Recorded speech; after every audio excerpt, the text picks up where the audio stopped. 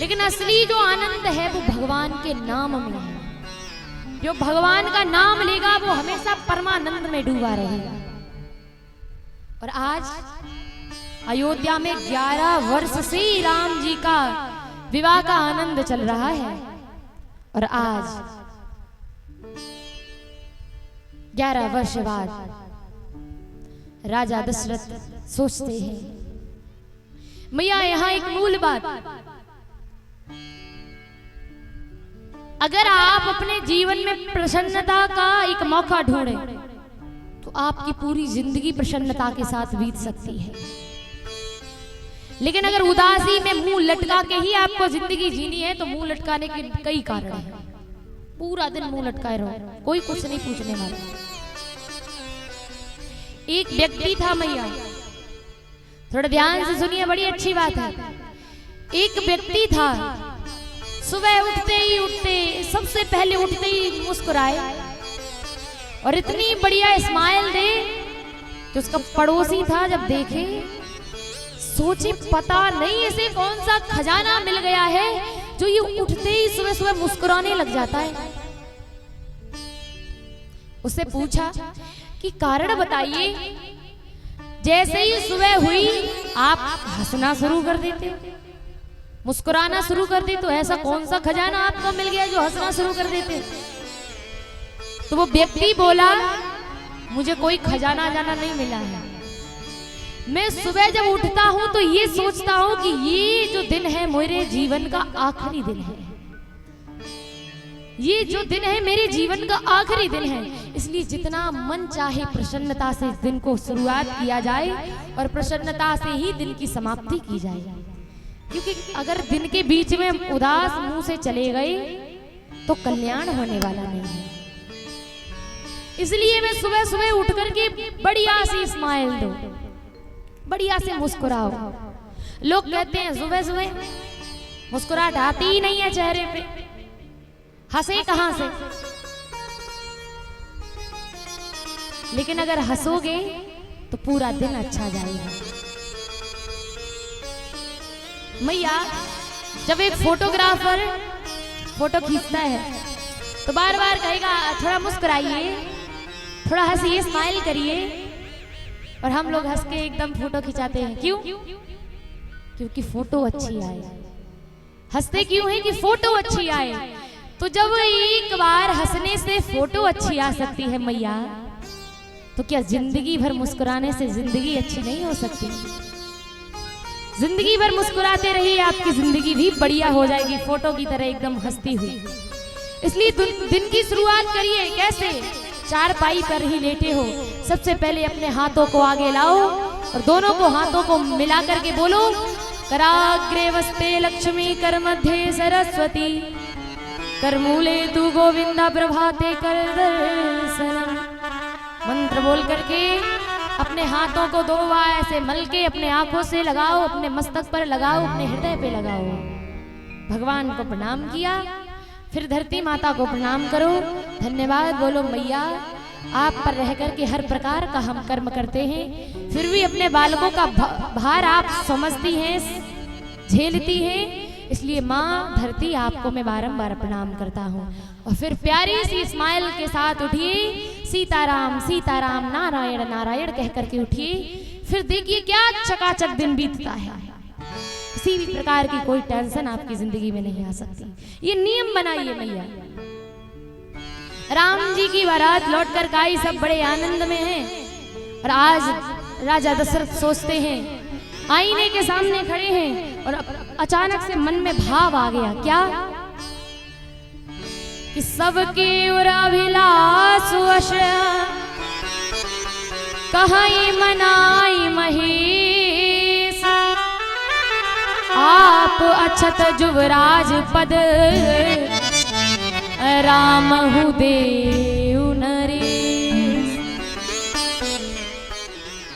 इधर नगरवासी सोच रही है कि अभी तो राजा के पास मौका है, अब तो राम को पूरा राजभार सौंप देना चाहिए। इधर राजा दशरथ आईने में अपना चेहरा देख रहे हैं। देखा कि यहाँ साइड के बाल सफेद हो गए हैं। राजा दशरथ सोचते हैं, ए दशरथ अब तो तेरे बाल भी रंग बदलना शुरू कर दिए हैं, क्या तू रंग नहीं बदलेगा?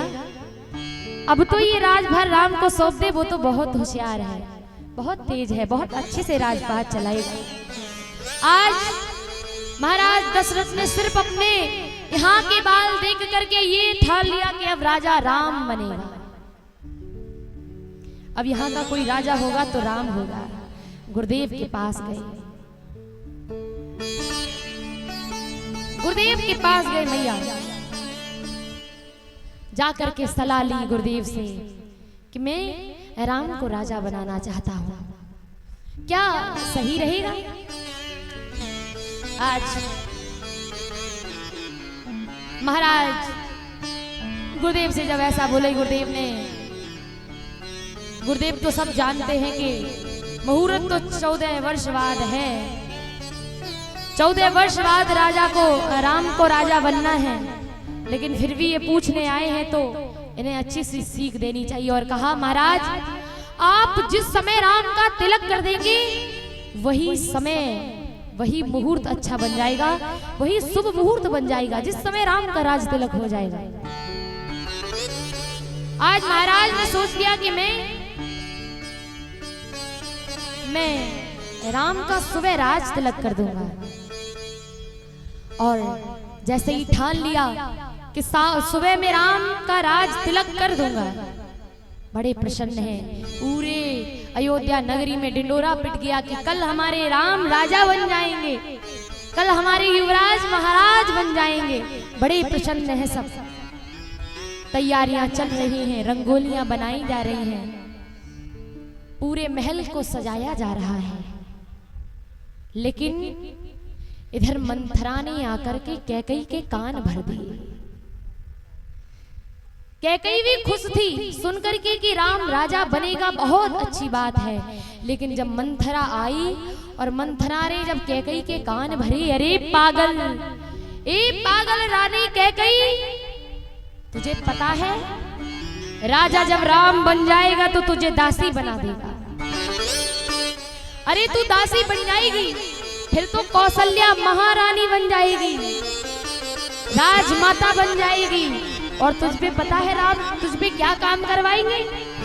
तुझ पे अपने कपड़े धुलवाएंगे राम, तुझ पे बर्तन धुलवाए जाएंगे, पोछा लगवाया जाएगा। कैकई तू तो बर्बाद हो गई, तेरी कहानी खत्म। अब तो राम राजा बनेगा और कौशल्या महारानी बनेगी, कौशल्या महारानी बन जाएगी, उसकी घर में चलेगी, राजमाता बन जाएगी। इसलिए कैकई तुझे अपने वरदान याद नहीं है क्या? तूने राजा दशरथ से वरदान मांगे थे, कब मांगेगी उन्हें? अरे तेरे भरत पे ये पानी भरवाएंगे, सब तुझे मिलकर के बर्बाद कर देंगे। अरे तुम दोनों, भरत और कैकई, तुम दोनों इस महल के नौकर बन जाओगे। कैकई को जैसे ही ये सब सुना, कैकई अंदर से हिल गई कि ये क्या कह रही है मंथरा। आज कैकई के दिमाग खराब हो गए, दिमाग बदल गया। जाकर के कोप भवन में लेट गई और नाना प्रकार के रुदन करने लगी। महलों में पहले एक रूम बनाया जाता था जिसका नाम होता था कोप भवन। उसमें जो नाराज होता है वही जाकर के बैठता है, यानी जो डिप्रेशन में है, जो टेंशन में है, वो उस कमरे में जाकर के अपने आप को शांत करता था। पूरे घर में ड्रामा करता नहीं घूमता था। आजकल तो हमारे भैया लोग मैया नाराज हो जाए घर को सिर पे चढ़ा लेते हैं, इतना चिल्लाएंगी, इतना भाई बवाल करेंगी कि पूरा घर सिर दर्द बना लेंगे। पर पहले के लोग अपना एक अलग रूम बनाते थे जिसमें अगर गुस्से में हो, क्रोध में हो, मन शांत नहीं है तो उस रूम में जाइए। आज कैकई बैठी हुई है गोप भवन में। आज राजा दशरथ पूछते हैं कि कैकई तो सबसे ज्यादा राम से प्रेम करती है, सबसे पहले ये खबर कैकई को देंगे कि हमारा राम राजा बनने वाला है। प्रसन्नता के साथ में गए, पूछा कि कैकई कहाँ है। सखियों ने बताया वो तो कोप भवन में है। राजा जितने प्रसन्न थे उतने ही दुखी हो गए। कहा ऐसा क्या हो गया आज रानी कैकेयी कोप भवन चली गई। राजा सकुचा रहे हैं, आज मन तक अंदर तक मन हिल गया है राजा का, पता नहीं क्या क्यों कैकेयी नाराज हो गई, पता नहीं आज क्या होगा। आज कैकेयी के पास गए, देखा पूरे कमरे को तहस नहस मचा रखा है कैकेयी, लोटी पड़ी हुई है रूम में। आज महाराज दशरथ ने कहा कैकेयी क्या हुआ, क्या हुआ, क्या तुमने राम की राज तिलक की खबर सुनी? अरे कल हमारा राजा राम होगा, हमारा राम राजा बन जाएगा कैकेयी। कैकेयी ने कहा तुम तो यही चाहते हो कि राजा राम बन जाए और मेरा भरत आपके महल का भिखारी, आपके महल का दास बन जाए मेरा भरत। और कैकेयी दशरथ से कहने लगी सुनिए, आपने मुझसे कहा था कि आप अपने 2 वरदान कभी भी मांग सकती हो। जब मैंने आपके प्राणों की रक्षा की थी आपने कहा था कैकेयी आप अपने प्राणों की आप कभी भी 2 वरदान हमसे मांग सकती हो। आज वो समय है, मैं आपसे कुछ मांगना चाहती हूँ। कैकेयी ने कहा मुझे मेरे 2 वरदान चाहिए महाराज। महाराज डर भी रहे हैं फिर भी कहा कि मांगो, क्या मांगना है। कैकेयी ने